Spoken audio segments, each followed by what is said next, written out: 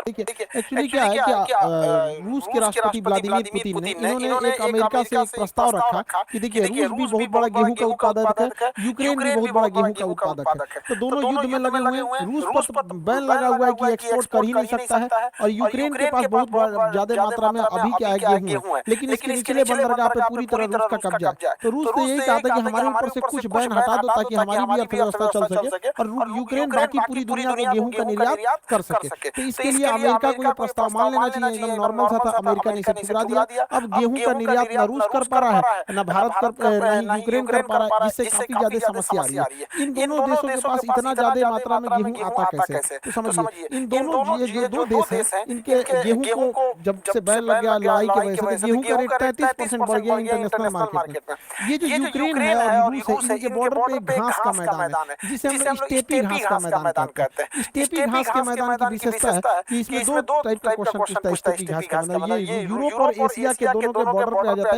है, यूरेशिया। इसमें पेड़ नहीं पाए जाते हैं, इसलिए कई बार क्वेश्चन पूछता है वृक्ष रहित घास किसको कहते हैं? स्टेपी को कहा जाता है। ये उष्णकटिबंधीय नहीं होकर शीतोष्ण कटिबंधीय है। तो यहाँ पर ये इसके यहाँ पर गेहूं के उत्पादन के लिए काफी अच्छा क्लाइमेट मिल जाता है, इसलिए इसे दुनिया का ब्रेड बास्केट कहा जाता है, रोटी का कटोरा हो जाता है इसे। यूक्रेन को कहा जाता है स्टेपी घास का मैदान। लेकिन याद रखिएगा, स्टेपी घास का मैदान ये तो एशिया वाला एरिया आ जाता है, ये यूरोप वाला, इसलिए इसे यूरेशिया भी कहा जाता है। कहेगा स्टेपी घास का मैदान तभी यूक्रेन होगा, लेकिन कह देगा स्टेपी मरुस्थल तो कजाकिस्तान हो जाता है। इसलिए इसका थोड़ा ध्यान से रखिएगा, गड़बड़ मत कर दे यहाँ पे। तो यह इस वजह से गेहूं का उत्पादन पूरी तरह से उत्पादन कर रहे हैं, मतलब व्यापार जो है इंटरनेशनल मार्केट में पूरी तरह से ठप पड़ गया है। और उसके बाद क्या है कि फर्टिलाइजर, गेहूं के उत्पादन में कहीं कहीं फर्टिलाइजर की ज्यादा जरूरत पड़ती है, तो उन फर्टिलाइजरों के उत्पादन में सबसे आगे था रूस। और इस युद्ध के माहौल में रूस के फर्टिलाइजर उद्योग भी बंद हो गया, इसलिए दुनिया को जब खाद ही नहीं मिलेगा तो उस कंडीशन में गेहूं का उत्पादन क्या होगा? इसलिए दिनों दिन गेहूं का रेट बढ़ते जा रहा है, और फर्टिलाइजर बहुत ज्यादा जरूरी होता है किसी भी फसल को बड़े मात्रा में उत्पादन करने के लिए। अब इसी को देखते हुए भारत ने रूस से तो फर्टिलाइजर भारत खरीद लिया, क्योंकि बाटा सिस्टम यानी विनिमय सिस्टम के तहत रूस को हम सामान के बदले में पैसा नहीं बल्कि कुछ सामान रूस हमें दे रहा है और हम लोग कुछ सामान रूस को दे रहे हैं। तो बाटा सिस्टम के तहत हम लोग तो व्यापार कर सकते हैं, लेकिन हमारे वैज्ञानिकों ने एक बहुत बेहतरीन काम किया है कि उन्होंने पहले जो नीम कोटेड यूरिया था, यूरिया जो होता है सफेद रंग का होता है, यूरिया इसे छिड़का जाता है, तो इसका कई ज्यादा ब्लैक मेल हो जाता था यूरिया का। तो इसमें क्या किया गया, नीम का वो मिला लिया कड़वापन, जिस वजह से इसका ब्लैक मेल नहीं हो पाता था, खेत में यूज हो पाता था, लेकिन वो बहुत ज्यादा मात्रा में छिड़कना पड़ता था और ये काफी महंगा हो जाता था। ये लगभग अराउंड द फिगर ये 400 के आसपास में यूरिया का प्राइस है, लेकिन इंटरनेशनल मार्केट में ये सरकार को पड़ता है बहुत ज्यादा महंगा यूरिया, लगभग 3000 से 4000 के बीच में सरकार खरीद के सब्सिडी देके किसानों को देती है यूरिया का भारत में। तो इसका इफको नामक संस्था जो है भारत में खाद्य उत्पादन यही इसी के कंट्रोल में रहता है। इसने एक नए टाइप का यूरिया बनाया है, दुनिया में पहली बार nano urea. Nano urea particle जबरदस्त इसलिए है क्योंकि ये महज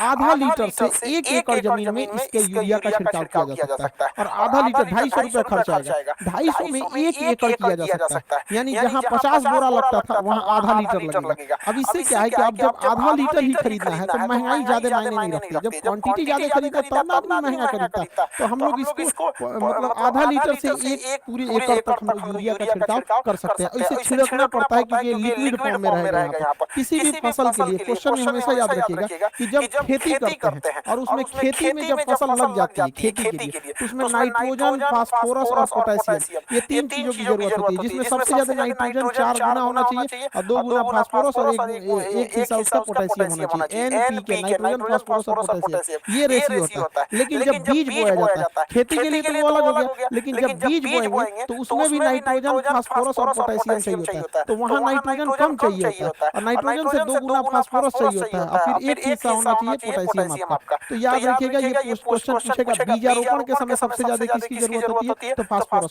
फास्फोरस की पूर्ति जो होती है डीएपी से होती है, डाई अमोनियम फास्फोरेट। डीएपी से फास्फोरस की पूर्ति होती है और यहाँ नाइट्रोजन की पूर्ति यूरिया से होती है, 46% यूरिया में नाइट्रोजन होता है। तो खेती के लिए सबसे ज्यादा जरूरी है नाइट्रोजन, ये यूरिया में नाइट्रोजन मिल जाता है। और बीज बोते समय सबसे ज्यादा फास्फोरस की जरूरत है, ये तो बहुत महंगा है, लगभग 1500 के आसपास डीएपी का बोरा है। तो भारत के वैज्ञानिकों ने बहुत सराहनीय काम किया जिससे कि अभी समस्या से हम लोग निजात पा सकेंगे। और इस सब को देखते हुए गेहूं का जो प्राइस बढ़ रहा है तो भारत सरकार ने प्राइवेट कंपनियों पर बैन लगा दिया है कि अब वो गेहूं का निर्यात विदेशों में नहीं कर सकती और किसी भी देश को भारत से गेहूं खरीदना है तो दुकानदार या फिर बिजनेसमैन से नहीं खरीद सकते हैं, गवर्नमेंट टू गवर्नमेंट डील करनी पड़ेगी तभी गेहूं मिलेगा। ये एक लंबा प्रोसेस हो जाता है। हम फ्रेंडली कंट्री को ही दे सकते हैं, लेकिन अगर व्यापारियों से खरीदना रहता है तो उसमें कोई खास दिक्कत नहीं आता है। अब गेहूं के निर्यात रुक जाने से पूरी दुनिया में इसके प्राइस बढ़ते जा रहे हैं, खास करके अफ्रीका अन्य देशों में, कई देश में जहाँ पे गेहूं का उत्पादन नहीं होता, जैसे इंडोनेशिया को निर्यात नहीं हो पाएगा, मलेशिया को नहीं हो पाएगा, जिससे वजह से वहाँ पे काफी सारे समस्याएं आ जाएंगी वहाँ पर। इससे लिए आईएमएफ जो है भारत सरकार से भीख मांग रहा है। लिटरली वो क्या कह रहा है कि हम बेग मतलब हम भारत से भीख मांग रहे हैं कि आप गेहूं के निर्यात को जल्दी से जल्दी ओपन कीजिए ताकि अन्य जगहों पर गेहूं की किल्लत ना हो जाए, क्योंकि जैसे जैसे गेहूं का किल्लत आएगा, इकोनॉमी अर्थव्यवस्था चौपट होगी तो लोग आईएमएफ के पास दौड़ेंगे। ये आईएमएफ पे भरोसा मत कीजिएगा, ये तो पूरी दुनिया को मतलब ये हमेशा अपना फायदा सोचता है और अमेरिका के हिसाब से चलता है। आईएमएफ की कहानी हम आपको बताते हैं। 1991 में भारत की स्थिति इतनी खराब थी कि महज 15 दिन का हमारे पास पैसा बचा हुआ था।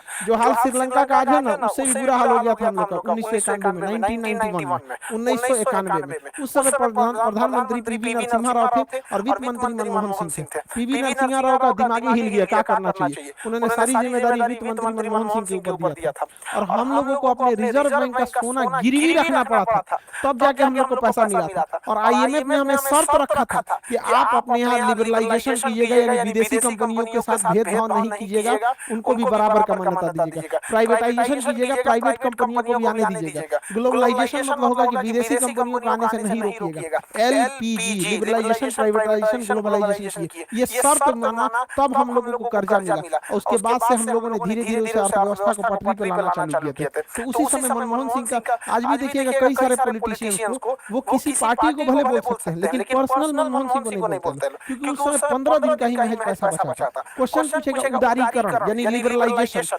किसके समय हुआ, तो लड़का गलती से मार देता है मनमोहन सिंह। मनमोहन सिंह उस समय वित्त मंत्री थे, जबकि पीवी नरसिम्हा राव जो थे वो प्रधानमंत्री थे। तो कहेगा किसके समय उदारीकरण यानी एलपीजी हुआ था, तो पीवी नरसिम्हा राव 1991 के। उसी समय हम लोगों ने विदेशी कंपनियों को आने की छूट दे दी थी, जिस वजह से विदेशी कंपनियां दौड़ पड़ी।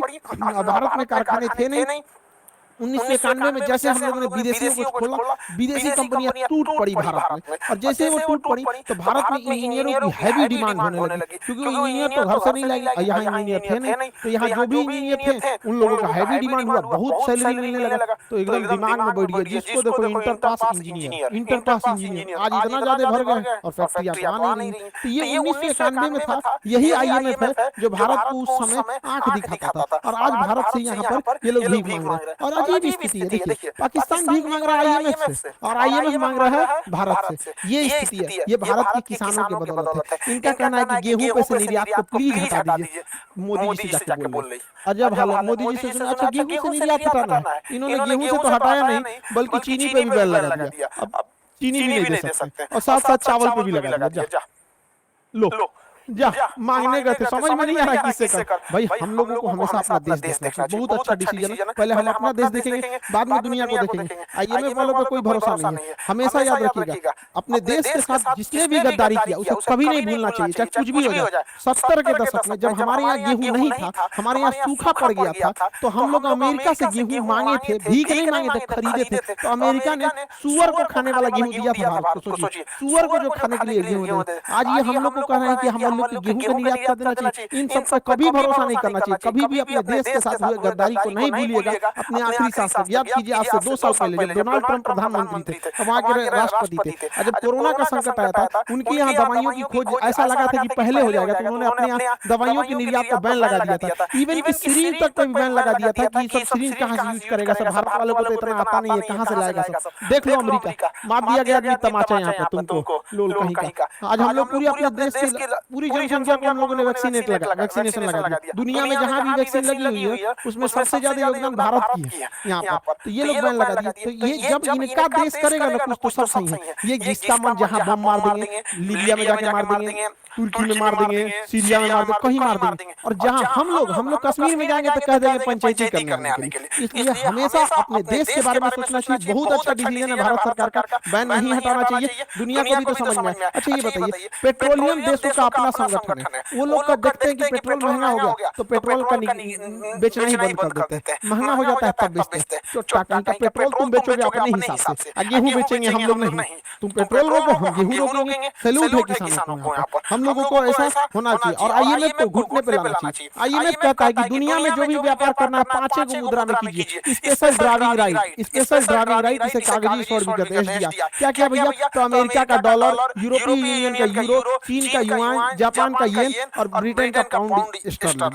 मतलब 5 देश में व्यापार कर सकते हैं हम लोग। इंटरनेशनल हम लोग रुपया में व्यापार नहीं कर पाते। तो किसी देश से अच्छा रिलेशन है, जैसे ईरान से हम लोग का मित्रवत रिलेशन है, ईरान का पेट्रोल का पैसा हम लोग डॉलर में न करके रुपया में कर देते हैं। अमेरिका उसमें भी घुस जाता है। तो भारत सरकार को भी इस तरह का प्रेशर लगाना चाहिए कि भैया जब चाइना का शामिल कर दिया तो हम लोग का भी शामिल कर दो, मौका मिलना चाहिए ऐसा, ताकि स्ट्रिक्ट एक्शन लेना चाहिए। आज हमारा देश पूरी दुनिया के सामने एक पावर बन के बैठा है किसानों के बदौलत। सोचिए पूरी दुनिया, हम भारत की बात नहीं करें, पूरी दुनिया में 35% लोग जो खाना खाते हैं वो भारत के किसानों से जाता है। रीजन समझिए, दुनिया का 17% लोग तो अकेले भारत में रहते हैं, और भारत में जो लोग खाना खा रहे हैं भारतीय किसानों ने जो उनको उगाया है। इसके अलावा 17% के अलावा हम लोग निर्यात करते हैं। तो पूरी दुनिया में जिन लोगों के मुंह में अनाज जा रहा है, जो खाना खा रहे हैं ना, वो 33% भारत के किसानों ने उपजाया है। ऐसे किसानों के लिए सोच सकते हैं, हमारे देश के किसानों के लिए जय जवान जय किसान। लेकिन इसी के साथ दुखद ये कहना पड़ता है, इन किसानों की स्थिति देखिएगा तो बहुत दयनीय है।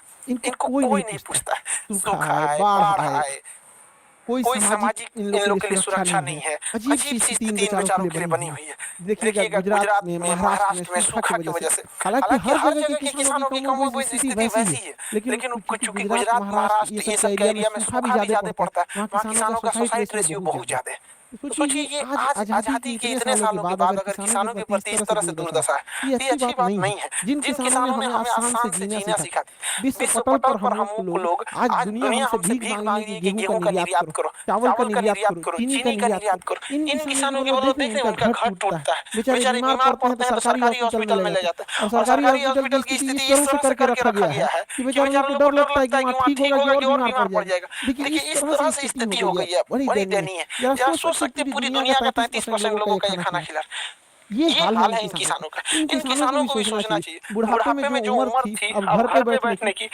बाबा क्या बताएं हम आपको। यहाँ पे आज उन पूरे किसानों को हम अपने दिल से सैल्यूट करते हैं, सबको चरण स्पर्श करते हैं आप किसानों का। आप सच्चे देशभक्त हैं इस देश के।